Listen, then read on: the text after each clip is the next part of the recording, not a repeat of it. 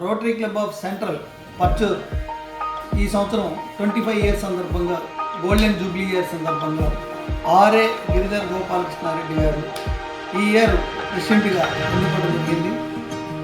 ఈ సందర్భంగా అక్కడ జరిగిన కార్యక్రమంలో ఒక అద్భుతమైనటువంటి విషయం ఏంటంటే మా మిత్రుడైనటువంటి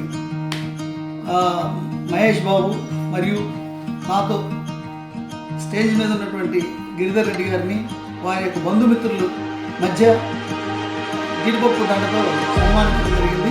ఈ కార్యక్రమంలో ఎంతోమంది ఫ్రెండ్స్ కానీ అలానే క్లబ్ మెంబర్స్ కానీ హాల్ కిక్కిరిసిపోయేలాగా వచ్చి ఈ కార్యక్రమాన్ని జయప్రదం చేశారు. ఇందులో ఈ వాడినటువంటి ఈ అద్భుతమైనటువంటి ఈ మన జీడిపప్పు వేటపాలెం మంచి ఫేమస్.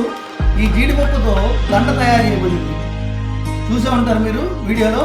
కానీ ఈ జీడిపప్పుని మరలా వేస్ట్ చేయకుండా దీన్ని ఎలా వాడుకోవాలి, దీన్ని ఏ విధంగా వాడితే దీని అద్భుతమైన ఫలితాలు వస్తాయని మాకు అద్భుతమైనటువంటి ఒక వ్యక్తి ద్వారా దాన్ని మంచి బెల్లం అంటే అజిత్ అనేటువంటి బెల్లం, ఈ బెల్లంలో కూడా ఆర్గానిక్, అలానే దీనిలో ఎలాచీ పౌడర్, అలానే వీటన్నిటిని కూడా ఒక పూట ఇద్దరు మనుషులను పెట్టి ఈ దండని నీట్గా ఒలిపించి శుభ్రం చేసి వాటిని ఒక అద్భుతమైనటువంటి వ్యక్తితో పాకం వేయించాం. ఈ పాకం వేసినటువంటి ప్రోడక్ట్ కూడా చాలా అద్భుతంగా వచ్చింది.